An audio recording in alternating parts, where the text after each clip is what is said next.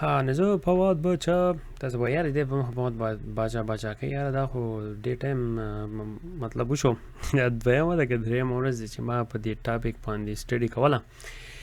او یو ډېر کمپلیکس و ما ځان پوهه کوو ځکه چې اکثر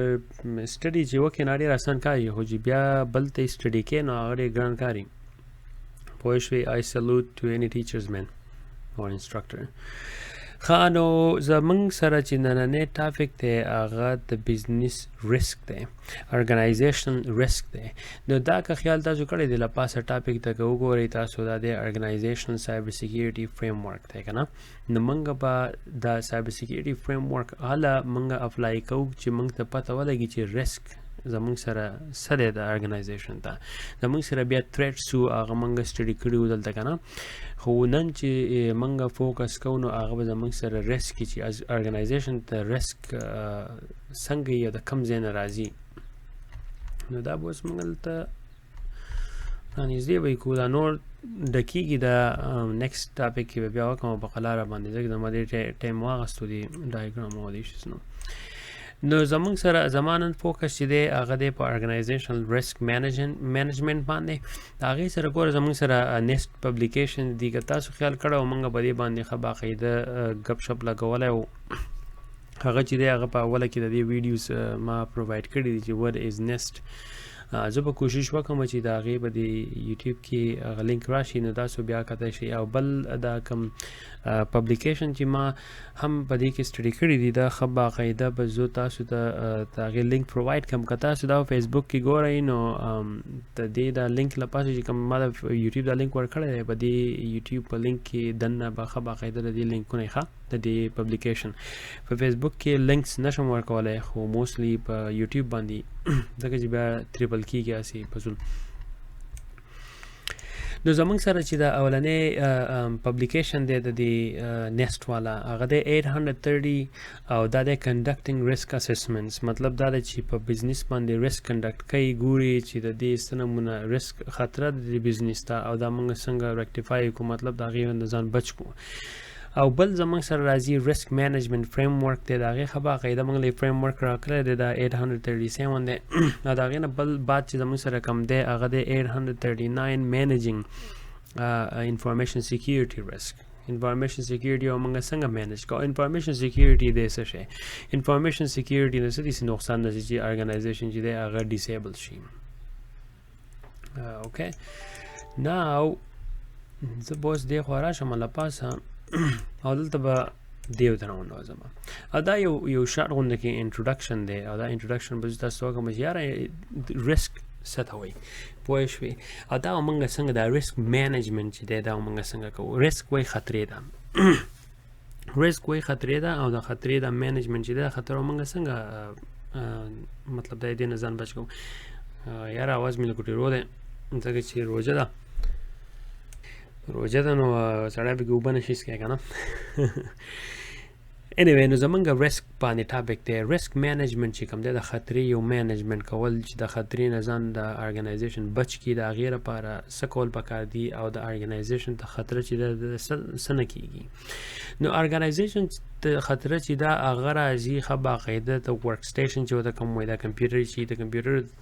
تھرو وده کېږي یا داسې بل های اینډ سوپر کمپیوټر دی یا داسې پرسنل کمپیوټر دی یا سیل فون دی یا داسې پرسنل ډیجیټل اسسټنټ یو قسم ټیبلټ شو یا داسې بل څه سیسټم دی که نه یا او ریسک چې دی هغه یا داسې بل یو ټلی کمیونیکیشن سیسټم دی یا انډسټریل سیسټم ته کېږي انډسټریل مطلب دا دی چې کارخانې شوې په هغې کې ښه باقاعده موږ کمپیوټر سیسټم یې استعمالو او په هغې په تھرو باندې زموږ کوم کمیونیکیشن چې دی هغه بهر ورډ سره کېږي او زموږ تجارت چې هغه ښه باقاعده سرته رسي نو دغه شانتې دا انفارمیشن چې دی دا په انټرنیټ باندې ځي او بل طرف ته که نه د یو ځای نه بل ځای ته الوځي او د دې الوتو په که خیال یو کړی هسې په دې نارمل لینګویج کې چنچڼه چې یو ځای نه بل ځای ته ځي مطلب دا دی دا برډ چې کوم دی که نه ویري چې ورته کوم وایي نو دا خلک یا وشته شي یا یې رانیوی شي. نو دغه شانتي دا انفارمیشن چې کوم دی ته یو ډیسټینیشن نه بل ډیسټینیشن ته ځي نو ښه باقاعده د سورس نه ډیسټینیشن ته ځي نو ښه باقاعده د دې لپاره میډل مین چې کوم کسان ناسي هغه دا انفارمیشن راغونډولی شي او په دې ښه هغو ته پته لګي مطلب کریمینل اکټیویټیز چې کوم دي او هغو بیا نقصان رسولی شي هغو تھریټ راغولی شي یو قسم خطره مطلب دا دی چې یو قسم خطرہ چې کومه ده هغه کولی شي د ارګنایزیشن میشن چې کوي یا د هغې ارګنایزیشن چې څه فنکشن کوي مطلب څه تجارتي کاروبار کوي که نه د هغو یا داسې یو کار کولی شي چې د هغې ارګنایزیشن ریپیټیشن چې دی هغه خراب کړي. نو د دې د لاسه یا د ارګنایزیشن شو یا د انډیویجول شو یا د هغې ایسټ که نه نو د دې مین مقصد دا دی چې د ارګنایزیشن سی آی ای چې کوم دی confidentiality, integrity, availability چې دا افیکټډ نشي او په دې په ترو باندې زموږ سره پروسس دي او دغه پروسس وس تاسو دا درې پبلیکیشن وکتل نور هم ډېر شی دي خو موږ په دغه دریو باندې لږ ډېر فوکس کوو دا انفارمیشن ما راغسي د دوه نه موسلی خو بس موږ به فوکس په دې دریو باندې کوو چې دا درې پبلیکیشن چې دا نیکسټ والا راوخت کې دي چې دا څه پیدا رسوي ارګنایزیشن ته. په ریسک کې بیا زموږ سره چې دي هغې کې دوه قسمه راځي هغه چې دی یو دی ټینجیبل دی او بل انټینجیبل دی. ټینجیبل هر هغه شي ته وایي چې هغه تاسو ټچ کولی شئ په لاسو باندې که نه فزیکل هارډویر شو یا بلډینګ شو یا انیثینګ یو کین ټچ او انټینجیبل هر هغه دی چې هغه لاجیکل غونډه کي ډیټا شو یا ټریډ سیکرټ شو یا ریپیوټیشن شو مطلب دا دی چې یو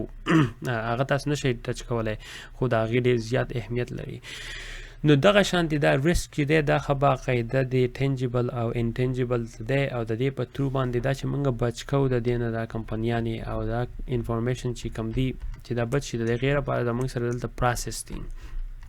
موږ سره دوه پروسس دي زموږ سره یو راځي RMF ریسک مینجمنٹ فریم ورک دی او زموږ سره دا بل چې دی دا هم زما خیال ده کوم یو دا دی managing information security risk دی ما نیم نه دی ورکړی نو مې دلته ورس لږ ساعت کې ورکړم نو لږ ټې لرې کېږم ته نو د دې د ریسک د بچ کولو لپاره په دې کې داسې ریسک راځي چې هغه یوازې ریسک مطلب نه دی چې د کمپیوټر باندې اټیک راشي سایبر کریمینل چې دی او هغه ریسک د هغو نه مطلب خطره ده نه هغه قدرتي هم کېدی شي په هغې قدرتي دا دی چې ګوره توپان راتلی شي او یا سیلاب راتلی شي یا داسې ټورنیډو یا داسې بل څه شی راتلی شي او ستاسو ډیټا سینټر چې کوم دی په کوم ځای کې دی هغې ته څه نمونه خطره ده هغې بجلۍ به تاسو ته اویلیبل یي که به نه یي او د څومره ټایم لپاره به دا به ټول موږ انشاءالله چې رو به موږ په دې باندې کوالټیټیو او کوانټیټیټیو انالیسس به موږ په دې باندې کوو. کوالټیټیو هر هغه شي ته وایي چې د هغې یو قسم کوالټیشن یو اوپینین غونډه کې سجیشن غونډه کې یا په تاسو زه خیر وروسته وخت یم په هغې پوه شئ او کوالټیټیو چې دی هغه کالکولیشن استعمالوي چې څومره ټایم به په دې باندې لګي او څومره پیسې به په دې خرابېږي پیسو ډالرو په حساب کې چې پوه شو یا د روپو په حساب کې یا د پاونډز په حساب کې نو دا ټول چې دي دا ښه باقاعده د ریسک مینجمنټ د یو ارګنایزیشن ریسک مینجمنټ چې دی دا یو فریم ورک دا راښ شوی دی او دا ارګنایزیشن چې دي دا ښه باقاعده فالو کوي د دې نه که دې فالو نه کړو نو د ډېر زیات نقصان رسي او دا خو خیر زه ستاسو یو شارټ غونډه کې انټروډکشن در کوم چې ریسک ارګنایزیشن ریسک مینجمنټ څه شی دی پوه شوې اوس به موږ دا بیا ډیپ ونوځو د RMF ته او د بل ته او د دې نه بعد به بیا موږ ښه سټیپونه دي هغه فالو کوو او هغه چې دي نو زه ما دې څه ښکاري ځینې خلک چې دی هغه سکیپینګ کوي تاسو بیا پته نه لګي خیر موږ زه به اپلوډ کوم نه هغه سټیټسټیکلی وایي چې په دې کې ځینې دي چې هغه تاسو سکیپ کوئ ښه باقاعده غوږ وتږدئ ځکه دا ستاسو د پیدې لپاره دی دا دومره ځان کړو دا ستاسو د پیدې لپاره دی ځکه چې سبا ورځ چې تاسو یا په ارګنایزیشن کې کار کوئ او تاسو منیجر شوئ یا ستاسو داسې بله ریسپانسیبلیټي په سر باندې شوه نو د هغې په ترو باندې ښه باقاعده تاسو به ریسپانسیبل یئ او دا ډاکومنټ چې راښ شوي دي دی وایي چې هر هغه مشر د کمپنۍ چې هغه د کمپنۍ مشر دی او هغه د پیسو حساب کتاب کوي نو داسې غټ ډیسیژن اخلي د کمپنۍ په باره کې هغه به ښه لایبل وي هغه به مطلب دا دی چې هغه به ذمهوار راځي که په دې کمپنۍ کې څه چلو شو او د دې کمپنۍ د دې هغې خطرې نه دې منیجر یا یو کار ونه کړو چې کمپنۍ بچ شي نو دغه منیجر چې دی دی به په خطره کې موسلی چې دی به څه ورته وایي ذمهواره به وي داسې یوه کمپنۍ هم په دنیا کې نشته چې هغه 100% سکیور یا په هغې کې 100% ریسک نه وي. ریسک چې دی که نه هغه په هر شی کې هر یو کمپنۍ ده که هغه په دنیا د ټول نه ټاپ کمپنۍ ده که نه هغو کې هم ریسک وي، ځکه چې که هغه موږ د انسان نه ځان بچ کړو د انسان نه، نو هغه قدرتي چې دی موږ ته پته نه لګي چې زلزله کله کېږي یا داسې طوفان کله راځي یا داسې بل څه کار داسې کېږي یا مین میډ چې کوم هغه اور بلول شو که نه اور بلول شو د هغې اني ټایم چې چل چې دی هغه کېدی شي د هغې لپاره زموږ سره بیا بیک اپ وي او د هغې لپاره زموږ سره د بزنس لپاره کنټینیویټي که نه بزنس کنټینیویټي چې ورته کوم وایي د هغې لپاره زموږ سره په آی ټي کې چې بیا کوم د ډیزاسټر ریکوري شوه، نو دا ټول چې دي دا پارټ اف ریسک مینجمنټ دی. دا یو ریسک چې دی دا یو قسم اکسپټیبل یوز سره د نکۍ ګوري چې یاره د ریسک خو موږ ته دی. اوس فار ایگزامپل تاسو په یو ملک کې اوسېږئ په هغې ملک کې زلزلې د حد نه سیوای جاپان شو،